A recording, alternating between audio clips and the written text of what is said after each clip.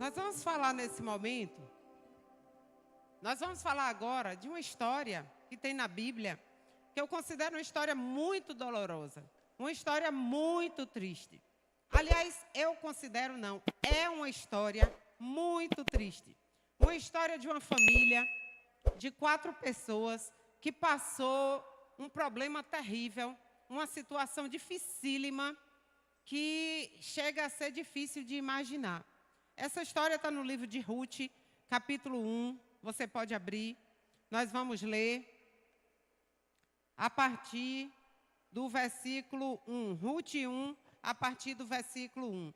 Então, essa história é uma história, na verdade, de dor, é uma história de perda, é uma história de decisões difíceis, é uma história de conforto, por outro lado, é uma história de fidelidade, por outro lado, e é uma história de superação e providência de Deus.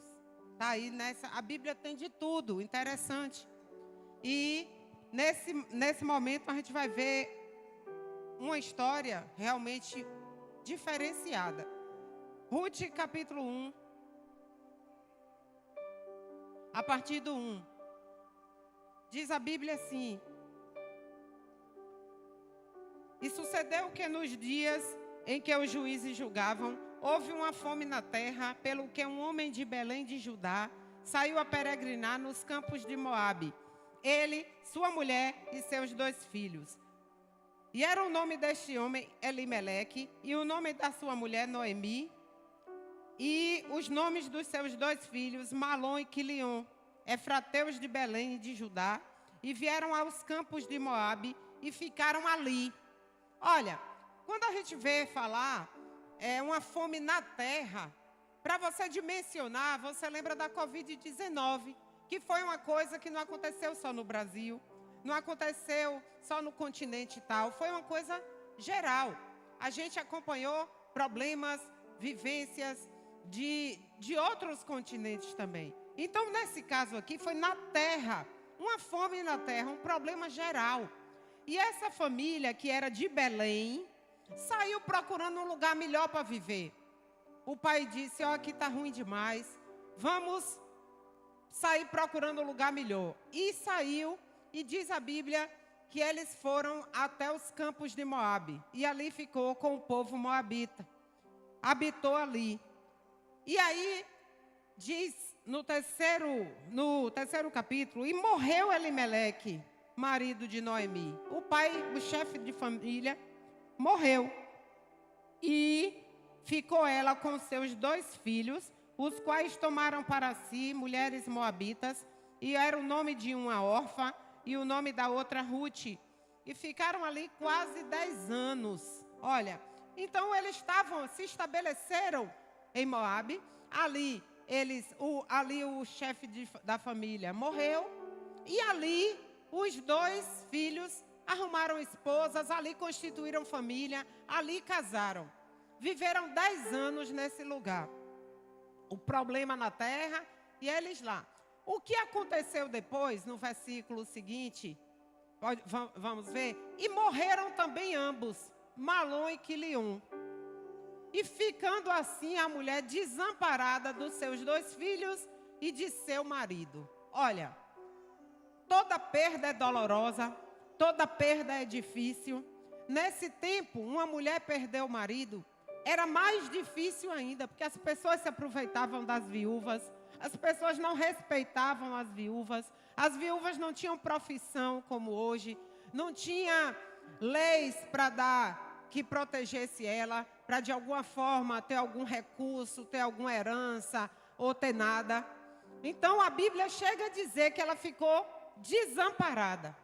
A maioria das versões chega a dizer que ela ficou desamparada do marido e dos 2 filhos. Podemos dizer que uma família dessa, ela poderia dizer nessa época: eu perdi tudo. Ela perdeu tudo. Noemi perdeu tudo. Numa época de fome, numa época difícil, numa época onde ela estava totalmente vulnerável. Mas além dela viúva, nessa hora, ficou mais 2 viúvas com ela. as duas noras também, a Bíblia não diz de que eles morreram, mas morreram 10 anos depois. Então, essas duas viúvas, sem filhos, porque a Bíblia não fala de filhos de nenhuma delas, ficaram, então, juntou 3 viúvas, 3 mulheres desamparadas, 3 mulheres vulneráveis, 3 mulheres sem ter a quem recorrer, a quem pedir ajuda, aonde, em que instituição correr, para qual instituição correr, para buscar algum direito. E o que aconteceu? No versículo seguinte: então se levantou ela com suas noras e voltou dos campos de Moabe, porquanto na terra de Moabe ouviu-se que o Senhor tinha visitado seu povo, dando-lhe pão. Saiu a conversa: ó, Belém está melhor do que aqui. Belém está tendo mais suprimento do que aqui. Então ela ouviu falar que lá Deus tinha visitado o povo lá de Belém, estava dando pão. Veja que a busca era pelo sustento. A busca era pela sobrevivência. Não era para fazer patrimônio. Não era para ter uma vida tranquila, como muitas vezes nós temos. Não, ela foi em busca de pão, pela sobrevivência. Ouviu falar. Por isso saiu do lugar onde estivera, e as suas noras com ela. E indo elas caminhando, não tinha carro, não tinha ônibus. Tudo o que se fazia nessa época era caminhando. Para voltarem para a terra de Judá, disse Noemi às suas 2 noras: ide, voltai cada uma à casa de sua mãe. Olha para isso. E o Senhor use convosco de benevolência, como vós usastes com os falecidos e comigo. Esse versículo está inserido aí muita coisa. Noemi estava arrasada, resolveu voltar para a terra dela, chamou as noras, mas chegou uma hora, ela disse assim: olha, gente, eu não tenho mais nada. Existia nessa época, inclusive, a lei do levirato, que alguns países hoje ainda têm. O que é a lei do levirato? Era aquela lei que permitia a viúva se casar com o irmão do falecido. Isso tinha um significado cultural. Isso representava um zelo muito grande pela família, pela perpetuação do nome da família, pela segurança da família, pelo respeito da família, para que a história não fosse cortada, acabasse ali.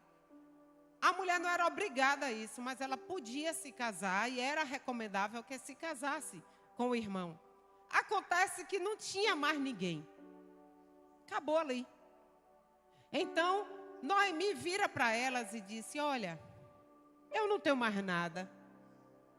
Eu não tenho nem filho mais. Volta para vocês, volta para a família de vocês.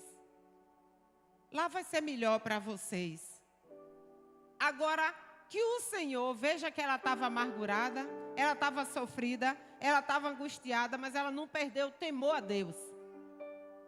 Às vezes a gente tem problemas que o diabo quer afastar a pessoa de Deus. Deus não está vendo, Deus não está ligando, como é que Deus deixa isso?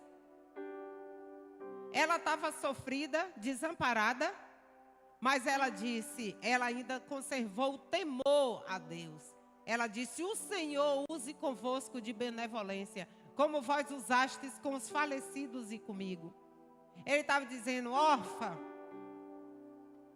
Ruth, do jeito que tu foi boa para meu filho. Ruth, do jeito que tu foi boa para meu filho. Noemi, do jeito que tu foi boa para meu filho. E para mim, o Senhor seja bom para ti também. Ela estava despedindo, abençoando. Veja a importância de ser bom. A gente vive dias onde em muitas situações vem aquela sensação que o crime compensa. Em muitos momentos vem aquela situação que o bom é que sai perdendo. Mas existe um Deus, acima de todos, que tudo vê. E ela disse: o Senhor use convosco de benevolência, como vós usastes com os falecidos e comigo. Vocês foram boas para mim até aqui. Vocês não foram só boas para meus maridos. Porque às vezes a nora, às vezes é boa para o marido, mas não é boa para a sogra. Existe até dizer popular, não vou nem citar nenhum aqui. Mas quanto dizer popular tem a respeito de sogra? Mas ela está dizendo: vocês duas foram boas para mim, foram boas para meus filhos. E do mesmo jeito o Senhor seja bom para com vocês. Só que aí o que aconteceu? No versículo 10. E beijando-as, levantaram a sua voz e choraram. Elas tinham 10 anos de convivência, compartilhando alegrias, compartilhando dores. Essa era mais uma dor que essa família estava passando. A dor da despedida. A dor da sensação de ainda mais desamparo. E disseram-lhe: certamente voltaremos contigo ao teu povo. A gente vai para Belém, sogra. Porém Noemi disse: voltai, minhas filhas. Por que iríeis comigo? Tenho eu ainda no meu ventre mais filhos para que vos sejam por maridos? Olha, a lei do levirato. Voltai, minhas filhas, ide-vos embora, que já muito velha sou eu para ter marido. Ainda quando eu dissesse: tenho esperança, ou ainda que esta noite tivesse marido e ainda tivesse filhos, esperá-lo-íeis até que viessem a ser grandes? Deter-vos-íeis por eles, sem tomardes marido? Não, minhas filhas, que mais amargo me é a mim do que a vós mesmas, porquanto a mão do Senhor se descarregou contra mim. Olha a sensação que Noemi tinha. É mais duro para mim. Tu perdeu o marido, órfã. Tu perdeu o marido, Noemi. Eu perdi marido e perdi meus 2 filhos. Eu não tenho mais nada. A mão do Senhor descarregou sobre mim, mas ainda assim, ela pensando assim, ela conservou o temor a Deus. Quando ela disse: o Senhor vos abençoe. Ela não deu as costas a Deus, passando toda essa dor, toda essa sensação de desamparo, todo esse problema terrível. E aí o que aconteceu? No versículo 14. Então levantaram a sua voz e tornaram a chorar. Isso no meio do caminho. Se abraçaram, se beijaram. E Orfa beijou a sua sogra. Porém Ruth se apegou a ela. Por isso disse Noemi: eis que voltou tua cunhada ao seu povo e aos seus deuses. Existiam muitos deuses na terra dos moabitas. Então Noemi disse: Orfa já foi, Ruth. Ela voltou aos seus deuses, ela voltou à sua vida, ela voltou aos seus parentes. Vai, Ruth, vai cuidar da tua vida, Ruth, porque eu não tenho mais nada. Volta tu também após tua cunhada. Disse, porém, Ruth: não me instes para que te abandone e deixe de seguir-te, porque aonde quer que tu fores, irei eu. E aonde quer que pousares, ali pousarei eu. Olha que fidelidade. O teu povo, Ruth. Não, o teu povo, Noemi, é o meu povo. O teu Deus é o meu Deus. O tema dessa palavra: você não está só. Deus sempre vai levantar alguém para querer estar com você. Seja colado, como ela disse, e a gente vai ver que ela aprofundou ainda mais. Seja em oração, seja no apoio moral. Você nunca vai estar totalmente só quando você está com Deus. E ela disse: eu não quero mais os deuses dos moabitas. Eu sou daqui, mas eu não quero mais. O teu Deus, Noemi, é o meu Deus. Como essa mulher vê Deus na vida da outra passando tanto problema? Você vê que não é a quantidade de problema que determina a presença de Deus na nossa vida, mas a nossa postura diante do problema. Quando andou ali, voltando, veio aqui agora, quando andou ali Sadraque, Mesaque e Abidnego no meio do fogo, o rei diz: joga no fogo. Não me adoraram não? Joga na fornalha de fogo. Eram 3. Jogaram. Diz a Bíblia que quem foi jogar eles na boca da fornalha não se aguentou, se queimou. Mas eles, o rei olhou e disse: a gente não jogou 3? Eu estou vendo 4. Foi 3 ou foi 4? Foi 3 ou foi 4? Foi 4 ou foi rei? Foi 3, rei. A gente jogou 3. Eu estou vendo 4 andando, passeando no meio do fogo. O fogo é o problema. Que às vezes a gente está no meio do fogo, mas a gente não está só. O quarto sempre vai estar lá. Então, Ruth olhou e disse: Noemi, realmente eu sei que tu está acabada. Tu perdeu tudo realmente. Eu tenho como casar de novo, tu nem tem como. Eu ainda tenho saúde para tentar trabalhar de alguma forma. Tu já está velha, como tu mesma disse. Mas eu vejo Deus em tu. Mas Deus está na tua vida, Noemi. Então eu não quero mais os deuses de Moabe. O teu Deus, Noemi, é o meu Deus. Então as pessoas não veem Deus na gente só quando a gente recebe uma bênção. Não! Vê quando a gente administra problema também. Ela disse: o teu povo é o meu povo. O teu Deus é o meu Deus. Se converteu pelo testemunho da mulher. Não foi... E o testemunho não foi de receber bênção, ela não tinha recebido nada. Pelo contrário, ela foi perdido tudo.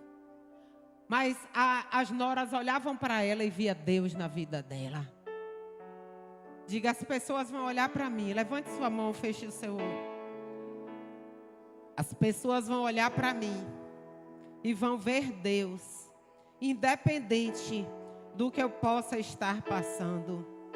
Levante sua mão, levante seu olho ao céu e diga: Pai, que as pessoas te vejam em mim, independente do que eu possa estar passando.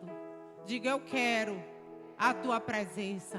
Diga: o Senhor nunca vai me deixar só. Diga: eu sei que tu estás comigo. Um aplauso ao Senhor, aliança. Glória a Deus. Aí a gente vê, eu já vi muito casamento, e a gente faz casamento. Chegar na hora ali da lua de mel, quer dizer, da lua de mel não, na hora dos votos, os noivos de mão dada. O teu povo é o meu povo. O teu Deus é o meu Deus. É fácil. Virar para o marido dizer isso na hora na noite seguinte é lua de mel. O marido virar para a mulher e dizer isso é fácil. Apaixonado: o teu povo é o meu povo, o teu Deus é o meu Deus. Agora, Deus usou um tipo de relacionamento relativamente difícil. Entre sogra e nora, nora e sogra, para dizer que pode existir fidelidade. Pode existir um amor incondicional. E ela disse: o teu povo é o meu povo, o teu Deus é o meu Deus. Olha o que vem depois. Onde quer que morreres, morrerei eu, e ali serei sepultada. Meu Deus.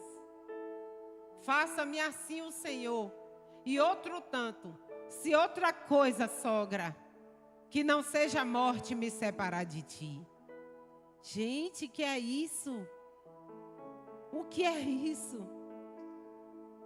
Vendo Noemi que de todo estava resolvida a ir com ela, deixou de lhe falar. Noemi então quietou, viu que era coisa de Deus para a vida dela. Viu que era Deus dizendo: tu não está só não, Noemi. tem mais gente contigo que não vai arredar o pé por nada. Descansa, Noemi, que tu não vai sair aqui andando pelo deserto sozinha, não. Tem mais uma que vai contigo. A Bíblia diz que é melhor serem 2 do que 1. E aí, assim foram-se ambas, até que chegaram a Belém. E sucedeu que, entrando elas em Belém, toda a cidade se comoveu por causa delas. E diziam, e aí pode parar aí, até o 18, conta o que eu quero deixar aqui registrado. Olha, eu quero dizer a você que Deus sempre vai levantar alguém. Sempre.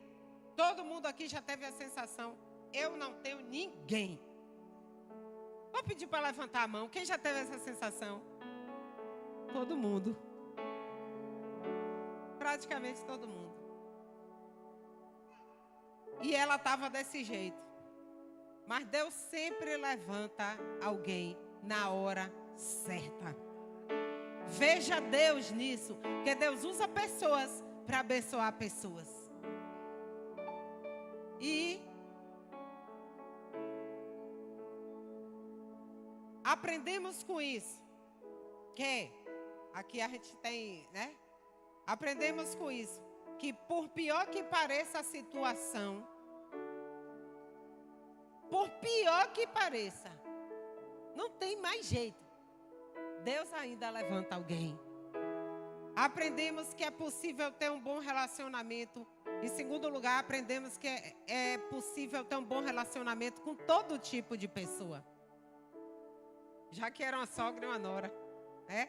Às vezes a pessoa já entra para o casamento, a outra diz assim, se prepara para tu lidar com tua sogra. É assim, né?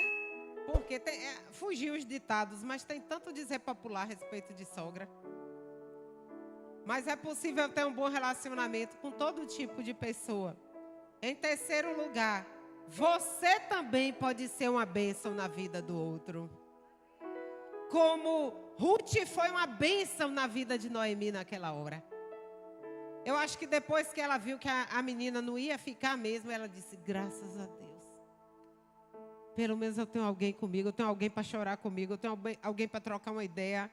Tem alguém para... Onde eu dormir, eu não vou dormir sozinha, tem uma companhia. Pois você também pode ser uma bênção na vida de outro. Em quarto lugar, Deus usa pessoas para abençoar pessoas. Em quinto lugar, esteja aberto a receber as companhias certas. Porque o isolamento é um perigo. Há anos atrás teve aquela moda de blogueiros, blogueiras, artistas, que diziam, quanto mais eu lido com gente, mais eu gosto dos meus cachorrinhos. Isso foi uma moda, foi uma onda. Mas o isolamento é um perigo. É como a gente fala aqui, né? Quando um leão quer pegar algum animal na selva, ele fica ali, já viu que ele fica assim, né? Já tá para correr, ele fica assim, ó. Esperando o quê? Um se afastar. É assim ou não é? Ele olha o bando, tá olhando o bando, mas fica esperando um se afastar. Quando o mais distraído sai para beber água, sai um pouquinho, ele mira naquele. E vai e pega. O isolamento é um perigo. O diabo usa esse recurso para afastar pessoas do rebanho, para se ver vulnerável, porque vira uma presa mais fácil. Então não se isole, aprenda a lidar com pessoas. É gente com gente, cheiro de gente. Você diz, porque eu gosto muito de ficar só. Você vai ter a hora de ficar só. Mas não leve um estilo de vida totalmente isolado, porque o isolamento é um perigo. Então esteja aberto a receber pessoas que Deus levanta para estar com você. E às vezes a gente diz, não, eu já tenho fulana. Eu já tenho fulana. Mas a gente que lida com a igreja, a gente vê assim e tenta ensinar, esteja aberto a lidar com todo mundo. Você não precisa almoçar com a mesma pessoa todo dia. Janta com uma, já almoça com outra. Esteja aberto a relacionamento. Você não precisa andar só com... Não. Porque alguma hora essa pessoa você pode não contar por alguma razão. Então, não se isole. Diga a quem está junto de você, não se isole. Diga, esteja aberto aos relacionamentos que Deus tem para você. Diga, existe Ruth da parte de Deus para você. Diga, Deus vai te dar uma Ruth. Diga, abra o coração e peça olhos para ver que Deus levanta Ruths na tua vida. Um aplauso ao Senhor por isso. Aleluia.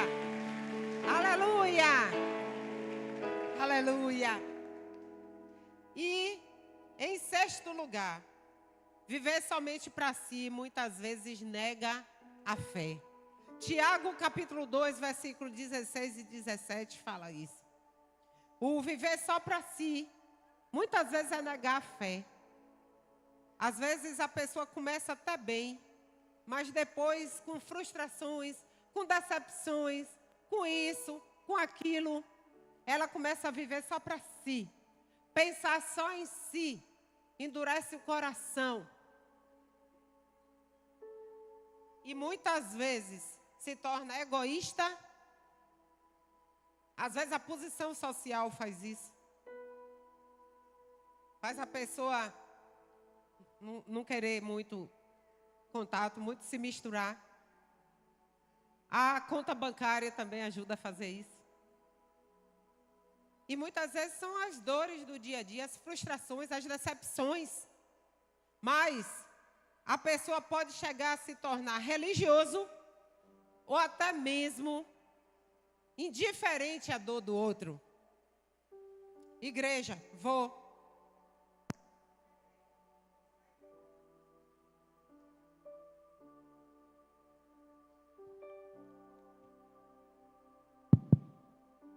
Vou para a igreja. Paz. Paz. Paz. Oi, irmã. Paz. Paz. Não quer conta com ninguém. Entra e sai sem querer fazer um relacionamento. Sai até antes de acabar. Vou sair para o povo não me abordar. Vai dizer o Senhor a nossa força. Tem esse tipo ou não tem? Cá para nós. Agora só falta o Senhor a nossa força. Bora. Tem em todo lugar isso. Não é só aqui não. Porque a igreja não é o céu. E a gente não é anjo, a gente é gente. Mas não se isole. Os cursos, vale falar, os cursos, as células, são uma bênção, porque ajuda você a fazer relacionamento.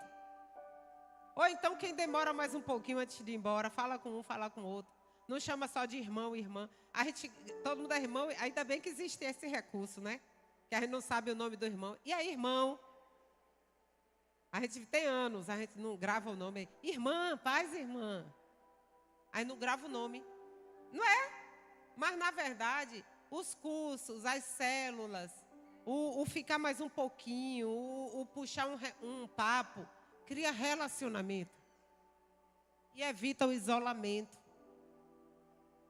Sempre existe uma hora na nossa vida que a gente quer alguém para comer uma coisa, para dar uma risada. Não é só para problema, não. Então, não fique no isolamento. E a Bíblia diz em Tiago 2, 17 e 18, ó. E algum de... 17. Assim também a fé, se não tiver as obras, é morta. É morta em si mesma. Mas dirá alguém, tu tens a fé e eu tenho as obras. Mostra-me a tua fé sem as tuas obras, e eu te mostrarei a minha fé pelas minhas obras. Muita gente usa esse versículo para falar de ação social, de caridade, de dar cesta básica no Natal, de dar dinheiro na sinaleira. Fé sem obra é morta. Não é essa obra. Eu mostro se eu tenho fé pelas minhas obras, ou seja, pelas minhas atitudes, pelo meu jeito de viver. Hoje mesmo está tendo uma ação social.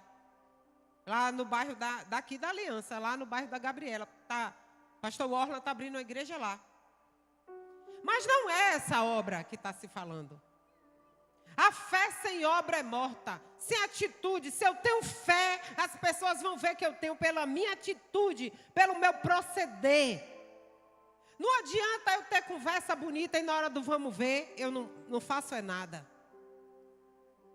A fé sem obra é morta. Orfa disse, tá bom, sogra, chorou e foi. Ruth disse, eu estou aqui, sogra. Se a obra nessa hora é companhia, eu estou aqui. O teu povo é o meu povo. O teu Deus é o meu Deus. Onde tu dormir, sogra, eu vou dormir. Se tu dormir embaixo da ponte, eu vou dormir lá. Se tu dormir no resort, estou colada, sogra. Onde tu pousares, pousarei eu. E onde tu morrer, sogra, eu vou morrer. Que seja só a morte que possa me separar de ti. Isso é uma obra de fidelidade. Diga comigo, fidelidade. Sabe o que aconteceu com essa mulher? Ruth capítulo 2, versículo 11. Vamos ler. Ruth passou a ter um histórico, a ser bem falada, a ter um histórico de fidelidade que a conversa andou. Se fosse hoje, ia ser pelo WhatsApp. Rapaz, olha o que Ruth fez. Ia ter foto delas duas se abraçando, não é assim? Solta no WhatsApp, no instante viraliza. No Instagram. Ainda tem aqueles que tem o nome de fuxiquei, contei, sei lá o quê. Aí ia ter lá. Não, mas a conversa andou. E olha o que aconteceu. E respondeu Boaz. Elas chegaram até a terra de Belém. E esse Boaz era um parente longe de Noemi. Era um parente. Olha o que aconteceu. E respondeu Boaz e disse-lhe, bem se me contou quanto fizeste a tua sogra depois da morte de teu marido. Olha para isso que disse a ela. E deixaste a teu pai e a tua mãe e a terra onde nasceste, e vieste para um povo que antes não conheceste. O Senhor retribua o teu feito, Ruth. Isso Boaz dizendo a Ruth. E te seja concedido pleno galardão da parte do Senhor Deus de Israel, sob cujas asas te vieste abrigar. Esse Boaz, esse parente de Noemi, quando viu chegar elas duas viúvas, virou para Ruth e falou isso. Eu ouvi falar bem de tu. Eu ouvi falar o que tu fez com tua sogra, mesmo sem ter marido. Tu podia ter cascado fora, ou tu podia ter só chorado, sentido, tá lá com saudade, mas deixasse ela. Mas tu preferiu vir com ela, nesse caminho perigoso, no deserto, e tá com ela até aqui, sabendo que ela não tem mais filhos para casar. Eu ouvi falar, Ruth. Sabe o que aconteceu? Esse Boaz se casou com Ruth. Ele ouviu a fama dela tão boa que ele disse, eu quero ela para minha esposa. E Boaz, vale dizer que ele era, bem, tinha campos. A riqueza nesse tempo era assim. Ele era abastado. Veja que ela saiu do nada da pobreza, ela e a sogra, do nada, do desamparo, como diz a Bíblia, para a bonança. Porque ele disse, eu te quero como esposa. E olha o que aconteceu no capítulo Ruth 4, versículo 13 e 17. Assim tomou Boaz a Ruth, e ela lhe foi por mulher. E ele a possuiu, e o Senhor lhe fez conceber, e deu à luz um filho. Então as mulheres disseram a Noemi, ó para isso, bendito seja o Senhor, que não deixou hoje de te dar remidor, e seja o seu nome afamado em Israel. Ele te será por restaurador da alma, e nutrirá a tua velhice, pois tua nora que te ama, ó para isso, gente, o deu à luz, e ela te é melhor do que 7 filhos. Quem quer uma nora melhor do que 7 filhos?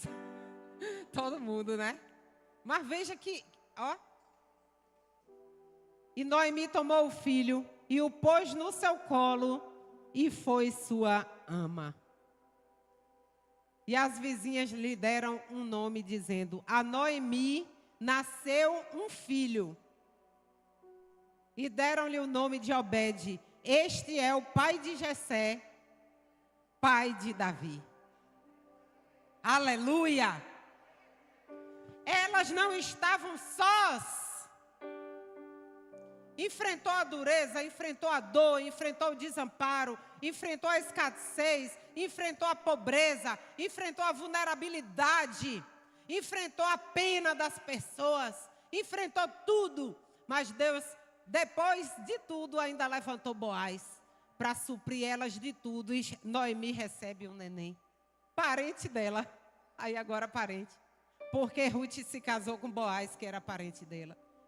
É tanto que disseram, a Noemi nasceu um filho. Na verdade, não nasceu de Noemi, nasceu de Ruth. Ruth foi a bisavó do rei Davi. E o filho de Ruth, o avô do rei Davi, entrou para a história.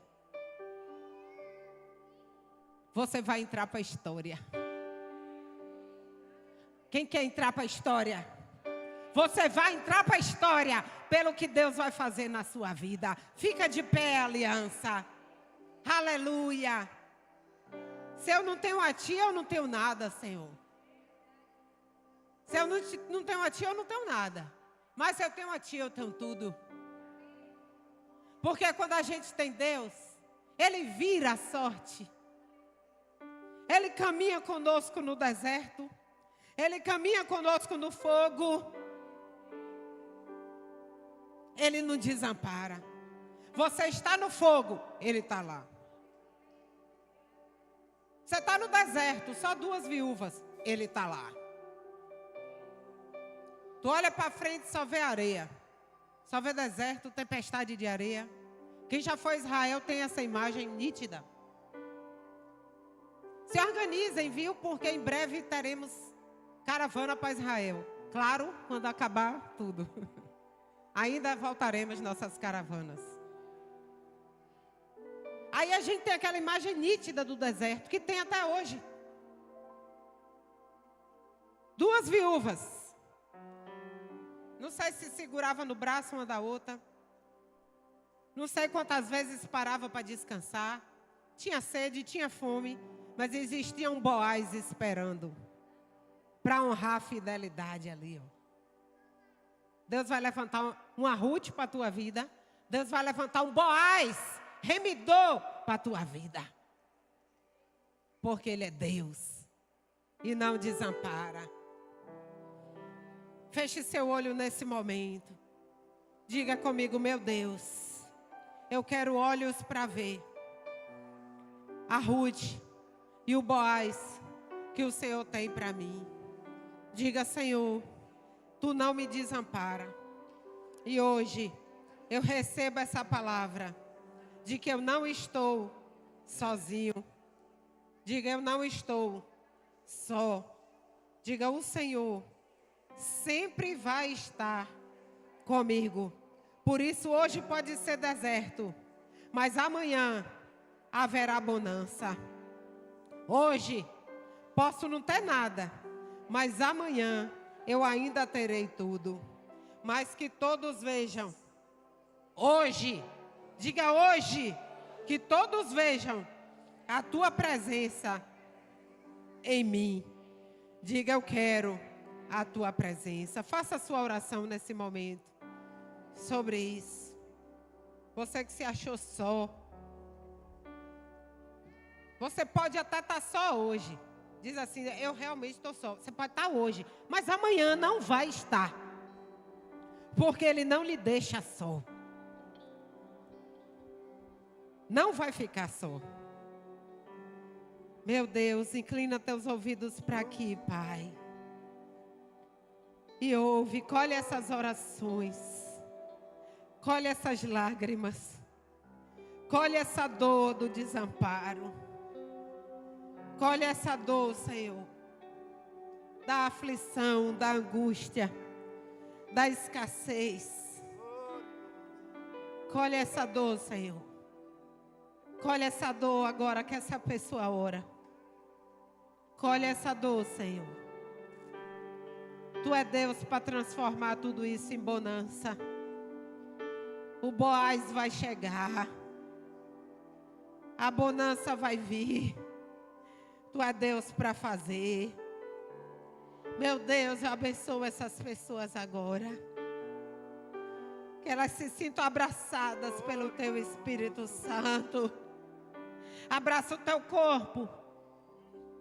E sente o abraço do Espírito Santo.